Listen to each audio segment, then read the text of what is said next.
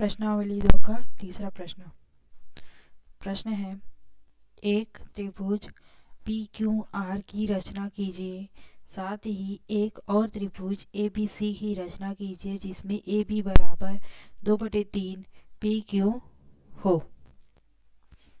ठीक है। एक त्रिभुज पी क्यू आर, किसी भी माप का एक त्रिभुज बनाना है, पी क्यू आर इसका नाम है। अब इसी पी क्यू आर के समरूप एक और त्रिभुज ए बी सी बनाना है, जहां जो नया त्रिभुज बनेगा उसकी भुजा बराबर है पुराने त्रिभुज के 2/3 भाग के। ठीक है। ये दिया हुआ है ए बी बराबर 2/3 पी क्यू।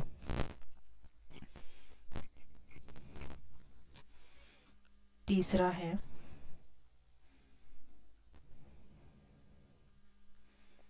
दिया गया त्रिभुज पी क्यू आर है और त्रिभुज ए बी सी की रचना करनी है। त्रिभुज ए बी सी की रचना करनी है। ठीक है। जहां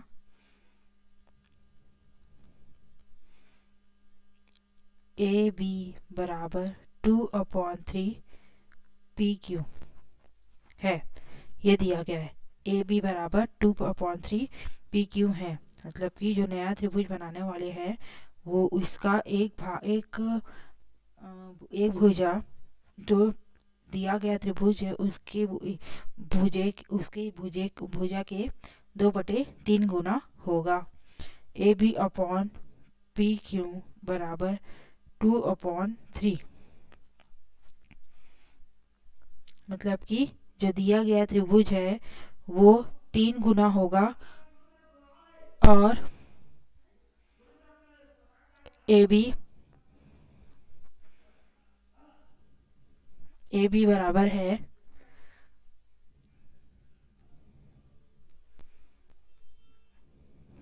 ए बी जो नया त्रिभुज बनने वाला है उसकी प्रत्येक भुजा 2 गुना है और दिया गया त्रिभुज की प्रत्येक भुजा 3 हिस्सों में बटा है, 3 बराबर हिस्सों में बटा हुआ है।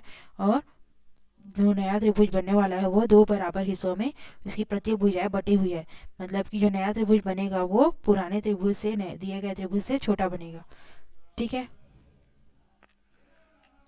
P Q R, P Q R ये दिया गया त्रिभुज है। ठीक है। किसी भी माप का दिया गया त्रिभुज बनाना है। रचना के चरण। पहला स्टेप,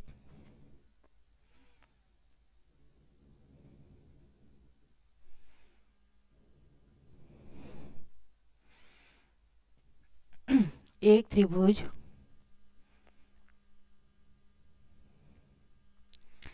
पी क्यू आर की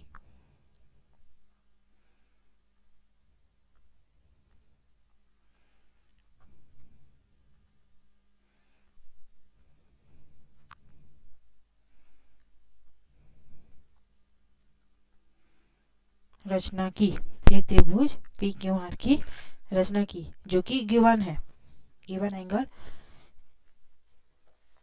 गिवन त्रिभुज है ना, दिया गया त्रिभुज है।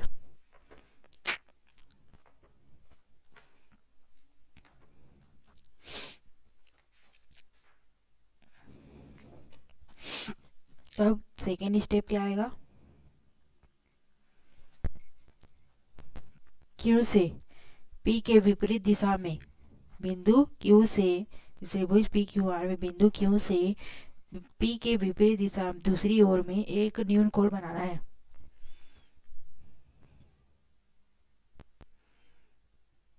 इस प्रकार से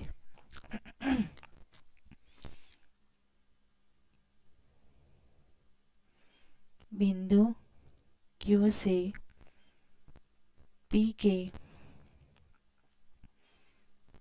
विपरीत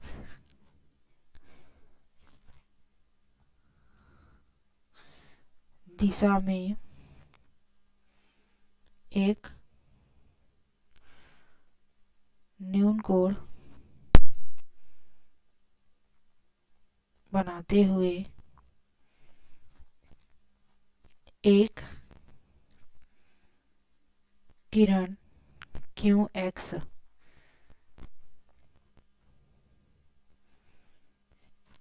खींचा। थर्ड स्टेप, QX पर कितने समान भाग करेंगे? 3 समान भाग, 3 समान चाप, 1, 2 और 3, 3 समान चाप काटेंगे। प्रकार में एक समान चाप लेकर के, एक समान चाप लेकर के 3 बार उसी चाप को काटना है ना।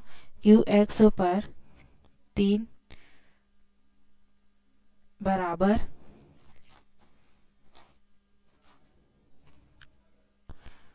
चाप ले व उन्हें Q1, Q2,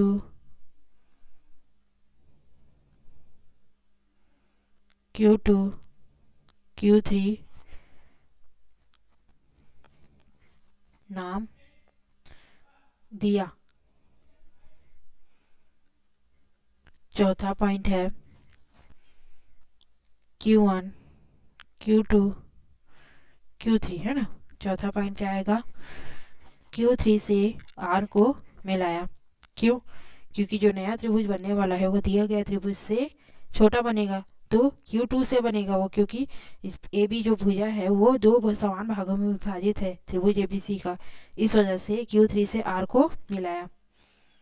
Q3 से R को मिलाया रोलर स्केल की सहायता से।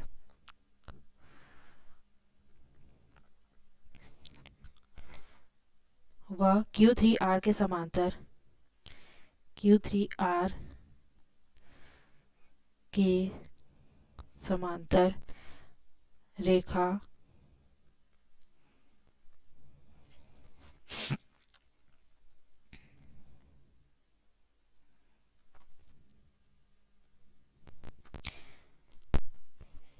Q3R के समांतर रेखा Q2 से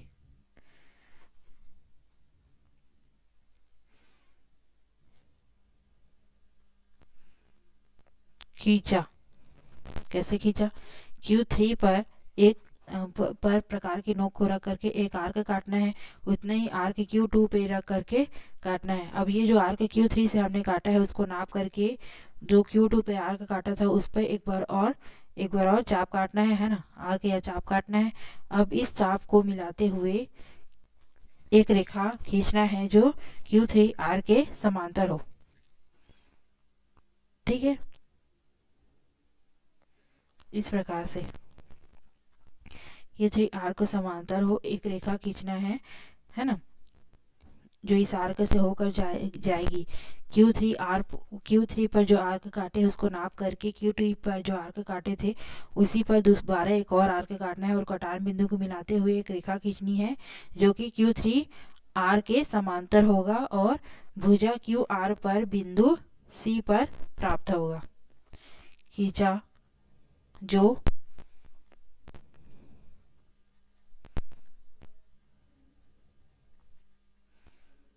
भुजा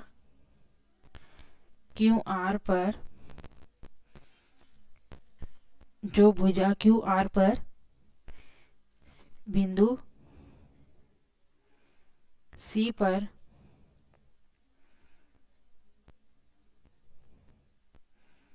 प्रतिच्छेद करती है, बिंदु C पर प्रतिच्छेद करती है। ठीक है, अब फिर से बिंदु C से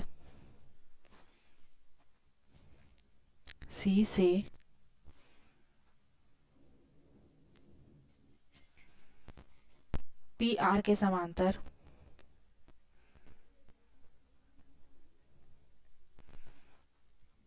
एक रेखा खींचा।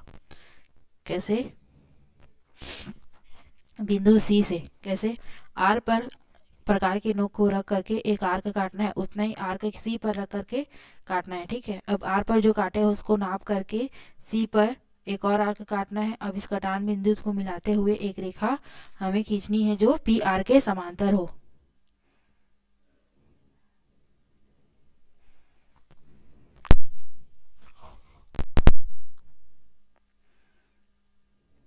स्केल की सहायता से पी आर के समांतर एक रेखा खींचनी है बिंदु सी से, जो भुजा पी क्यू पर बिंदु ए पर प्राप्त होती है।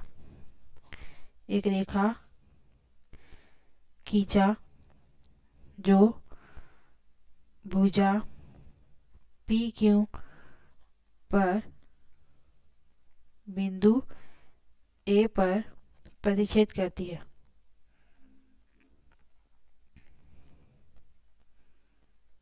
बिंदु ए पर प्रतिच्छेद करती है। ए सी और क्यू को ही हम मान लेते हैं बिंदु बी, तो ए बी सी हमारा अभिष्ट त्रिभुज होगा। छठवां पॉइंट है ए बी सी अभिष्ट त्रिभुज है, जहाँ ए बी बराबर है 2/3 पी क्यू के। ए बी भुजा जो है वो दो समान भागों में विभाजित है। अगर Q2 Q1 को हम मिलाएं ट्रेस करके तो Q1 और Q2 है ना, बी सी भुजा दो भागों में विभाजित है। उसी प्रकार से ए सी और ए बी भुजा भी दो समान भागों में विभाजित है ना। उसी प्रकार से पी क्यू आर भुजा 1 2 3 समान Q1 Q2 Q3 3 समान भागों में विभाजित है। अतः ए बी बराबर 2/3 पी क्यू है। इसी प्रकार से सेम टू सेम बनता है सभी प्रश्न, बस कभी नया त्रिभुज पुराने त्रिभुज से छोटा होता है तो कभी नया त्रिभुज पुराने त्रिभुज से बड़ा होता है दिए गए त्रिभुज से। ठीक है, सेम टू सेम है सभी रचना का चरण भी, बस नेमिंग अलग अलग रहेगा। कभी एक पी क्यू आर त्रिभुज दिया रहेगा, एबीसी बनाना है, या फिर जैसे भी प्रश्न दिया है सिर्फ एबीसी या पी क्यू आर ही जरूरी नहीं है, नेमिंग कोई भी हो सकता है, लेकिन त्रिभुज एक त्रिभुज दिया गया रहेगा, एक त्रिभुज उसके समरूप हमें बनाना है दिए गए कंडीशन के हिसाब से, और रचना के चरण भी सब सेम रहेंगे।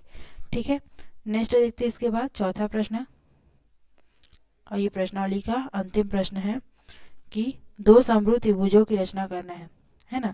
एक त्रिभुज दूसरे त्रिभुज का 4/5 गुना है, तो दो समरूप त्रिभुज में एक त्रिभुज तो हमें दिया रहेगा। इसमें ना एबीसी और पी क्यू आर कुछ नहीं दिया है, लेकिन हम एबीसी त्रिभुज को ले लेते हैं कि दिया गया त्रिभुज है, और पी क्यू आर जिसको हमें रचना करनी है। ठीक है, तो एक त्रिभुज जो दिया गया त्रिभुज है वो दूसरे त्रिभुज का 4/5 गुना हो।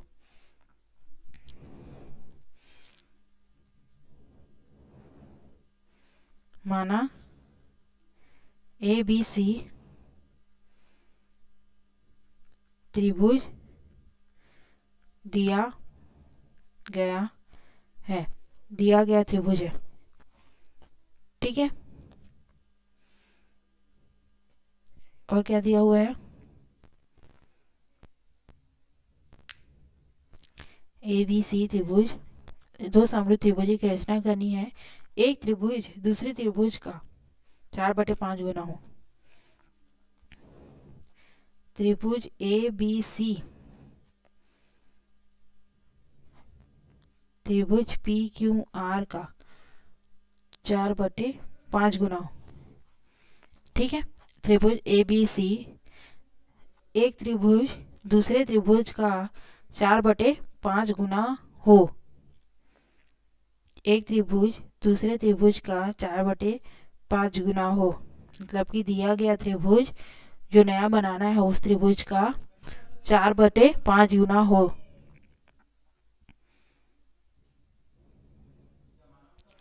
दिया गया त्रिभुज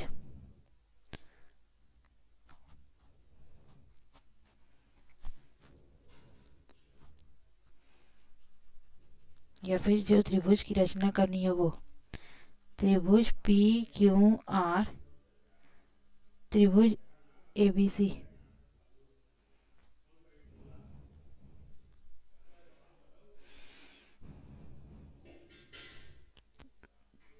ऐसे त्रिभुज की रचना करनी है जो दिए गए त्रिभुज का 4/5 गुना हो। एक त्रिभुज दूसरे त्रिभुज का 4/5 गुना हो, है ना।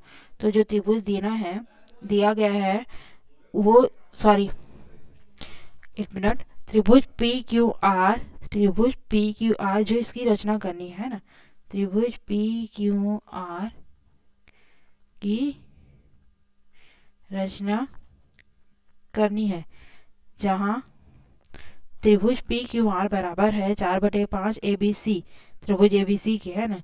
जो नया त्रिभुज बनने वाला है वो दिए गए त्रिभुज का 4/5 गुना है। त्रिभुज पी क्यू आर अपॉन त्रिभुज ABC इज इक्वल टू 4/5। जो दिया गया त्रिभुज है वो 5 समान भागों में विभाजित है। जो नया त्रिभुज बनाने वाले हैं वो 4 समान भागों में विभाजित होगा। मतलब कि ज़्यादा है ABC वाला, है ना, ज़्यादा बड़ा नंबर है, इस वजह से जो नया त्रिभुज बनेगा वो छोटा बनेगा दिए गए त्रिभुज से। ठीक है।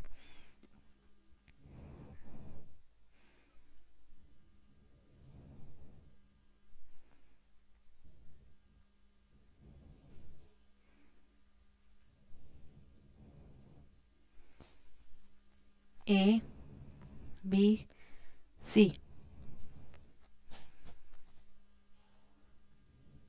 रचना के चरण। पहला स्टेप है एक त्रिभुज ABC की रचना की। दूसरा स्टेप आएगा एक त्रिभुज ABC की रचना की। दूसरा स्टेप बिंदु B से एक न्यून कोण भुजा A के विपरीत दिशा में खींचा।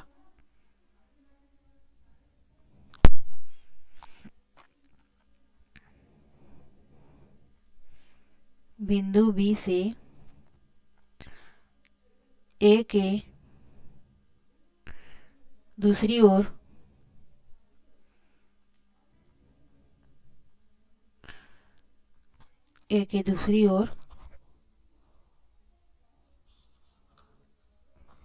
एक न्यून कोण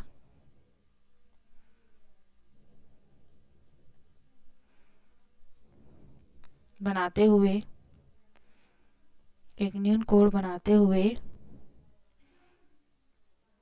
एक किरण BY खींचा। BY पर इतने भाग, 5 समान भाग, है ना। BY पर दूसरा स्टेप है ना, ये तीसरा स्टेप बना लेते हैं। BY पर 5 बराबर भाग लिया या फिर चाप लिया। 1 2 3 4 5 एक प्रकार की सहायता से 5 समान या फिर बराबर भाग या फिर चाप लिया। कौन कौन से? B1 B2 B3 B4 B5। उन्हें B1 B2 B3 B4 B5 नाम दिया।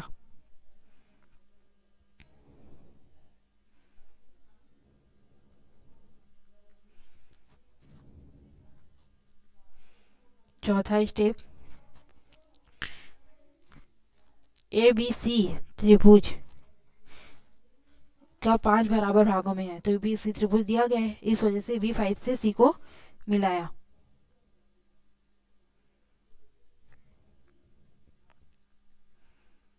B5 से C को मिलाया और B5C के समांतर एक रेखा हमें खींचनी है। कहाँ से? 4 समानुभागों में, है ना, तो B4 से, है ना। तो B5 पर प्रकार की नोक को रख करके एक चाप काटना है, उतना ही चाप B4 पर रख करके काटना है। अब B5 पर जो चाप काटे हैं उसको नाप करके B4 पर एक और चाप काटना है और इस कटान बिंदु को मिलाते हुए एक रेखा B5C के समांतर खींचना है। जो भुजा BC को बिंदु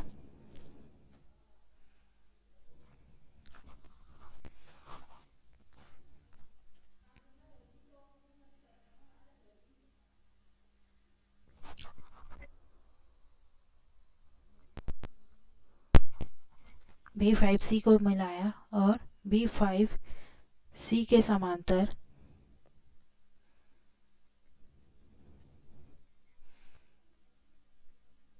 रेखा B5C के समांतर रेखा B4 से खींचा, जो भुजा BC पर बिंदु R पर प्रतिच्छेद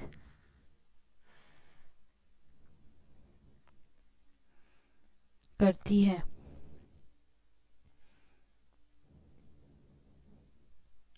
पांचवा पॉइंट, अब AC के समांतर R से एक रेखा खींचनी है। कैसे? C पर प्रकार की नोक को रख करके एक चाप काटना है, उतना ही चाप R पे प्रकार की नोक को रख कर काटना है। अभी ये C पर जो चाप काटे हैं उसको नाप करके R से पर जो चाप काटे थे उस पर एक और चाप काटना है। इस कटान बिंदु को मिलाते हुए AC के समांतर रेखा खींचनी है।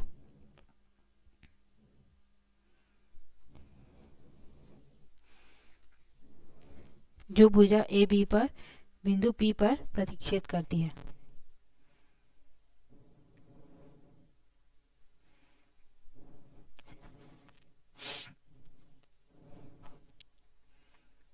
अब R से AC के समांतर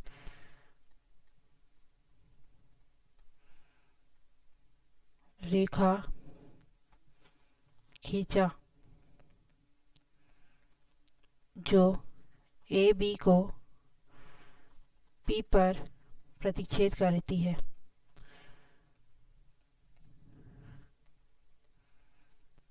AB को P पर प्रतिच्छेद करती है। ठीक है। PQR, B को ही Q मान लेते हैं। अतः पांचवा हो गया। छठवां स्टेप बनता है, अतः त्रिभुज PQR की अभिष्ट रचना हुई, या फिर PQR ही हमारा अभिष्ट त्रिभुज होगा। ठीक है, जहाँ PQR बराबर 4 समान भागों में विभाजित है और ABC त्रिभुज 5 समान भागों में विभाजित है, सभी प्रत्येक भुजा, है ना। सेम टू सेम जैसे जैसे दिया रहेगा कंडीशन, उस हिसाब से रचना का चरण लिखते हुए हमें त्रिभुजों की रचना हमें करनी है। ठीक है, नेक्स्ट देखते हैं। इसके बाद अभी तक आपने समरूप त्रिभुज से जुड़ी हुई रचनाओं का अध्ययन किया है। अब हम पिछली कक्षाओं में पढ़ी हुई अवधारणाओं का उपयोग कर कुछ और रचनाएं करेंगे। लंब समद्विभाजक किसको कहते हैं, और त्रिभुज की कुछ और रचनाएं, जैसे कि कोण समद्विभाजक और त्रिभुज का कोण को कैसे समान दो भागों में विभाजित करते हैं, कम कोण समद्विभाजकों से दूरी और अंतःवृत्त कैसे रचना करेंगे, मतलब कि त्रिभुज के अंदर वृत्त की रचना होगी और त्रिभुज के बाहर परिवृत्त की रचना कैसे करते हैं, उसके बारे में हम पढ़ेंगे। ठीक है, फिर प्रश्नावली 3, जो कि इस अध्याय का अंतिम प्रश्नावली होगा, है ना। तो नेक्स्ट टॉपिक को हम नेक्स्ट वीडियो से पढ़ेंगे। नेक्स्ट टॉपिक क्या है, लंब समद्विभाजक कैसे खींचा जाता है, उसके बारे में पढ़ेंगे।